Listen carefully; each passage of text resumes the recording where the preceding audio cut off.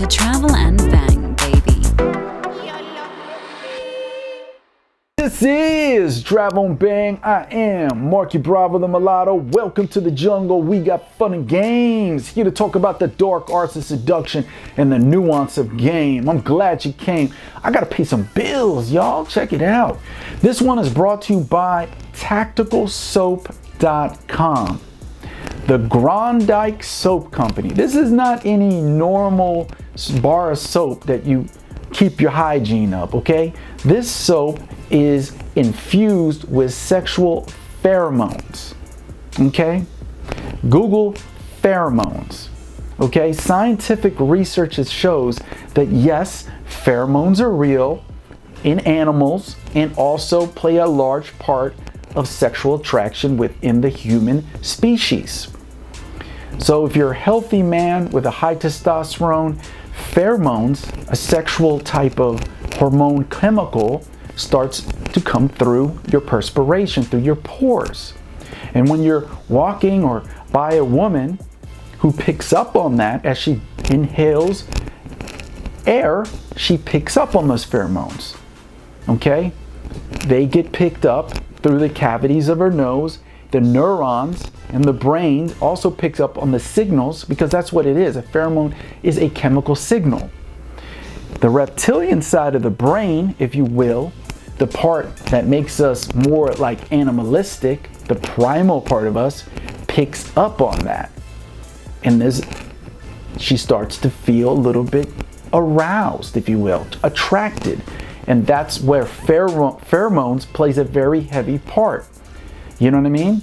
And it's research that shows this is real. I don't care about the articles that say, no, it's not real, blah, blah, blah, blah, blah. You know what I mean? They say UFOs ain't real, and now the military, the US government says they are real.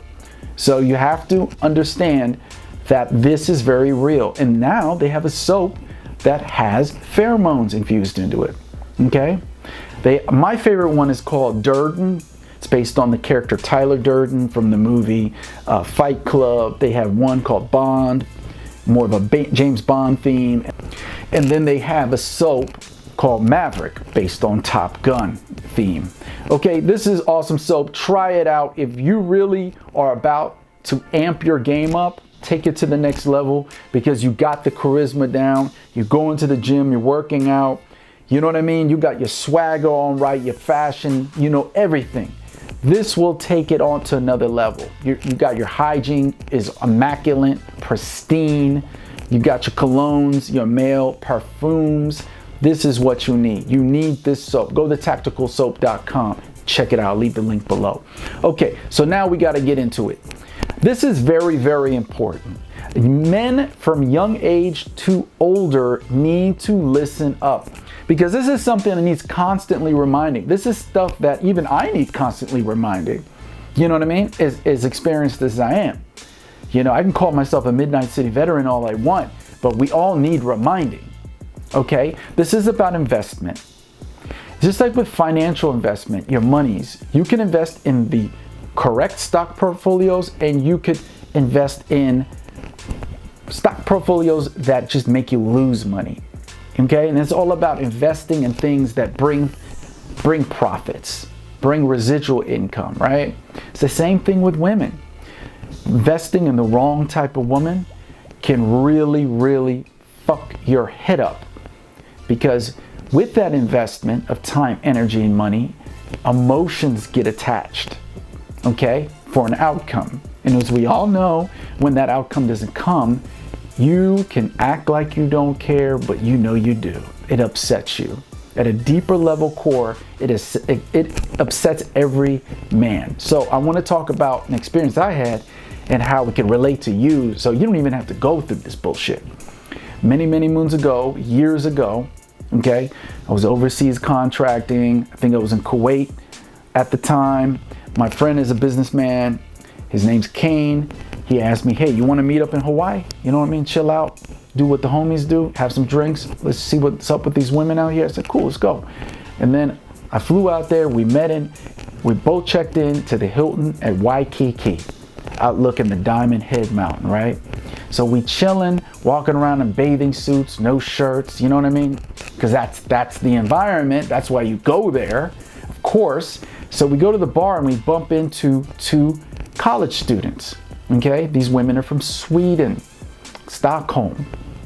One is more of an Aryan Nordic beauty. You know what I mean? She has blonde hair, blue eyes. Kind of, let's just say she looked like Claudia Schiffer, okay, the German model, right?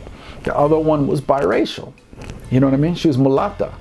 So we're sitting at the bar, we're buying them drinks, we start asking them questions, we're bantering. And you know, this is awesome because when you're with your homie, there's no competition. There's no A-mogging. You know, when the guy A-mogs you, he wants to be the alpha male of the group, so he talks over you, he laughs louder than you, he's trying to, you know what I mean? He's trying to compete for the attention. That's none of that because it's two homies. We're best friends. So that's what's so beautiful about it. So I picked up that the blonde blue-eyed beauty, she had a thing for me. I could tell. So we are already talking about, hey, you want to come up with me with the Hilton hotel room and we just chill. Let's go up there. And then Kane, same thing with her friend, her mixed friend, okay? I didn't understand that situation yet. I thought it would, you know, they were all giggly, you know, tipsy. So I thought it was an equal amount of interest on both of their parts, right? I take her to my room and we start making out, French kissing, petting, you know, sexual petting going on. And then I asked her, hey, do you want another drink? She said, yeah, why not? And she gets up, she takes her bikini off, her top, her bottom, she's butt naked in my room. I'm in heaven. I'm thinking like, wow, this is awesome. Thank you, God. Thank you. Okay. Now, meanwhile, my friend is with the mixed girl in his room, and things aren't going as well. She's just kind of sitting in the bed, in the room, looking really bored, like she's not into it, she's not feeling it. So my friend's trying real hard to get her more interested, more comfortable. You know, so he puts on some music, got some nice sexy music playing. I don't know, maybe it was Jagged Edge, I don't know, okay? He never told me what that is, but she starts to really not want to be there. She gets up and she says, she grabs for a purse and she says, you know what? I think I'm just gonna go back to my hotel room. And they say, whoa, no, don't do that, don't do that. Come on, we're having a good time. He's like, hey, you know what? Let me order us a bottle of champagne, okay? So he gets on the hotel room, has the, you know what I mean? The bellboy come up, bring him a bottle of champagne, okay? So you already know this is priced. This is Hawaii at the Hilton. So it's like already $200. And that's the cheap shit, okay? So she gulp. She just guzzles it down. He's just like, damn, girl. He's looking at him like, right. And then she like, you know, they have a little discussion, they talk, whatever. You know, she lights a cigarette because, you know, that's how girls in that part of the world, in Europe and Scandinavia, and that's what they do. She lights a cigarette, she listens, she's like, okay, hey, listen, you know what? I really had some fun with you, she told him, but I think I might gonna have to go.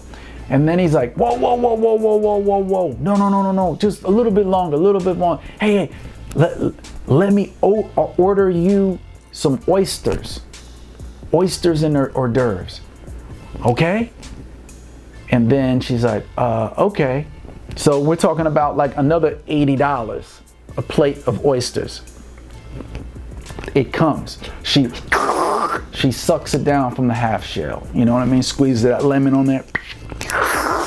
You know what I mean? Washes it down with some leftover champagne. And then what happened? She got so aroused and horny.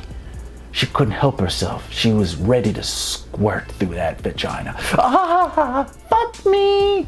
No, that's not what that happened. That's not what she said. She grabbed for her Birkin purse and said, hey, you know what? Feeling the food kind of, you know, makes me feel a little tired. I think it's time to go.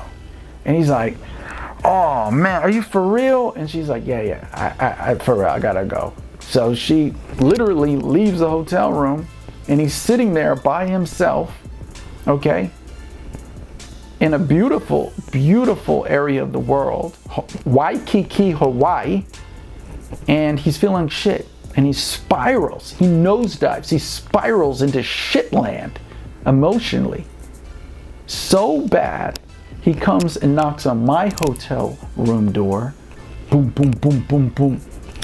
Like, what's up? You answer the door, you know what I mean? I'm like, I'm into something, bro. Like, I already like stuck it in a couple times. What's up, bro? He's like, man, I'm not feeling so well. And then, because that's what best friends do, I said, okay, I understand. And I closed the door. I told her, like, hey, you know, something's going on. We'll have to continue this some other time. She puts her bikini back on. You know what I mean? I get pleasantly dressed, and then we leave. We go downstairs. She actually came along. Her friend, I don't know where the fuck she went, but we all sat there at the table. We had a little talk or whatever. Then she left. She said, hey, I'm gonna join my friend. And it was me and him at the table. And he explained to me everything that happened. And you know, what I realized out of that situation, the investment is what spirals you into emotionally into shitland. See, sometimes we have to understand when it's lost, because attraction isn't a choice, gentlemen. It's not. Unfortunately, that's Mother Nature's a cruel bitch. Say it with me. Mother Nature's a cruel bitch. Attraction is not a choice. It's there biologically, or it's not. You cannot, as Rollo Tomasi in his Rational Male books, as he says it too, you cannot negotiate genuine desire. You can try, and even if you do think you negotiated, you're not going to get genuine desire. You're just going to get a mechanical reproduction, what appears to be desire, but it's not. Okay? This is why women married to millionaires, old geezer millionaires, and I know several of them, why they fuck the pool boy and they call guys like me up when their husband's out of town. Okay? So his investment is what caused that. He should already let her go when she wanted to go. Oh, you want to go? Oh, go then. But he didn't. He doubled down and then bought the champagne. That's money out of his pocket. You know what I mean? That's an investment. Double down. Then with the expensive oysters, double down. You know what I mean? And when she left, it was such a loss. It's such a loss when you don't get what you want and you double down all that time. You put all that energy, time, and money into trying to make it happen, all to fulfill the biological drive of feeling sexual pleasure. So the moral of the story is watch what you invest into. You got to be wise enough to know when it's lost. Like Willie Nelson said, you got to know when you hold them. You know when to fold them. Got to know when to hold it and fold it, gentlemen. You got to. And when you can master that, you can, you know, it'll still be an ego, it bruised to your ego, it'll still be like a sting, but it won't be as bad. You know what I mean? Even till this day, when women kind of brush me off, yeah, I don't like it. It doesn't feel good not to be desired, but it's not as bad if I invest it. Here's a story about recently what happened to Cliff Jumper. And I want you guys to subscribe to his channel. I put the link below, so please check that out. He basically was chit-chatting with this chick, okay? Let's call her Roxy. And she showed real, genuine desire. So they met up somewhere, you know what I mean? And they chit-chatted and stuff. And then all of a sudden, out of nowhere, she just lost interest. She just wasn't feeling it. You know what I mean? But she knew from the beginning she wasn't feeling it. Women often put themselves in situations because they just want, I'm sorry to say this, you know it's true, validation. You'll never find a man who wants to go out on a date with a woman he doesn't find attractive just for validation. Some overweight, obese woman, or a woman who's challenged in the looks department, a man is not going to waste his time. He will not get any validation from that. But women do. They will go out with men they know from the beginning they are not sexually attracted to for the validation. It feels good to be desired, even if it's from somebody they're not that attracted to. Do you understand? Attraction isn't a choice. But I want you to do this. I want you to think to yourself, what would James Bond do?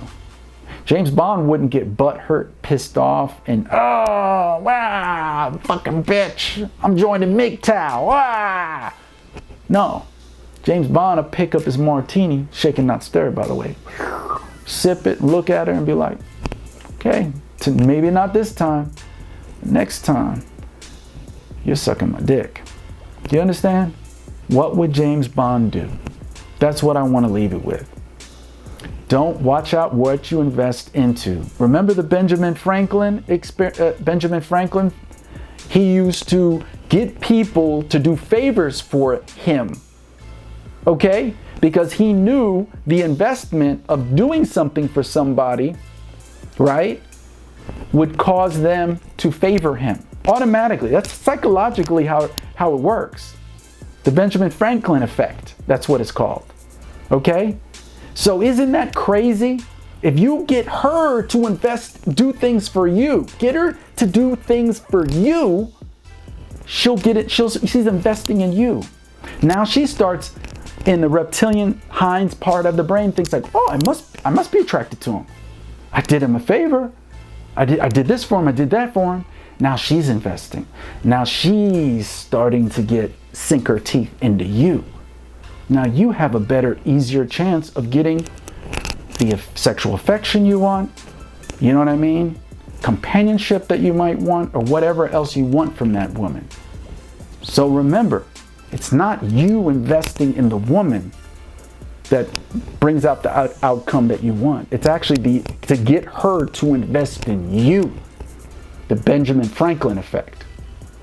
Okay? In LA, me and my boy, same guy, years later, we're in LA standing, waiting in front of a Pink's Hot Dogs. This famous hot dog store, Pink's Hot Dogs. 3 hours in line, waiting for a fucking hot dog. Why did we do that? Because as 1 hour went by, you invested 1 hour. Now 2 hours went by, you invested 2 hours. You don't want to give up. You understand? Because you invested that time. You want the motherfucking hot dog from the Pink's Hot Dog store. You understand? That's how it works. Now you know. If you don't know, now you know, nigga. This has been Travel and Band Marky Bravo back again. Asombroso.